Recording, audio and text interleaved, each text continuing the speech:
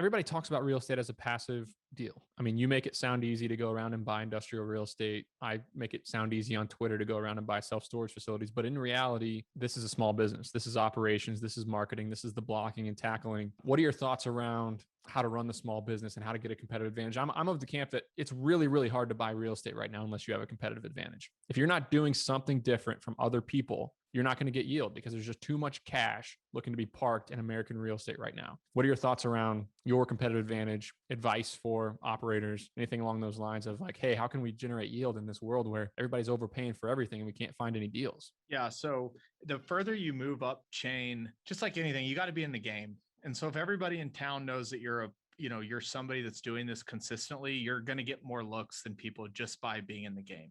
And that's, look, if that's not to discourage anybody that's just getting started, but it's why if somebody were to try and, move to Fort Worth tomorrow and buy an industrial building, I probably have an advantage just because I've been here longer. I know more people, et cetera. Two, this is so true for every industry, not just real estate, but cold calling and talking to people off market is a huge advantage. And a lot of people just simply won't do it. A lot of assets are bought by waiting for it to come online, making a bid, or participating in an auction and making a bid. And there's nothing wrong with that. It's just, if you're going to bid against 50 other people and you're going to win, unless you have some crazy strategy that's so different from the other 49 people or 49 groups, you're just kind of manufacturing a return. You're not really generating alpha by any means. And look, again, there's nothing wrong with that. It just kind of is what it is. What I think we've done, interestingly enough, that's starting to really pan out is we have two things that are interesting. One, I don't think this is a novel idea, and I think a lot of people have it, but I don't think a lot of people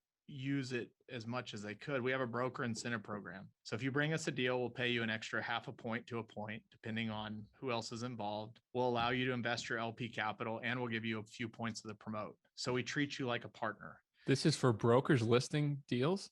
This is for any broker that brings us a deal off market that we are the only person that has a look at the time. So a true off market deal.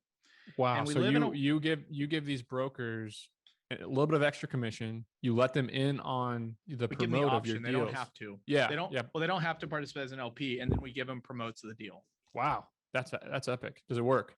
Oh my gosh, it does. And you can't go build that relationship with 100 brokers, but you can with 4 or 5 in each market. And what we do in return is we supply them with information on buildings that we're interested in. And the second thing we've done, which is I got a shout out to Brent Bashore from Permanent Equity, is we've created, similar to what he's done with Scout, we've created kind of an acquisition consultant.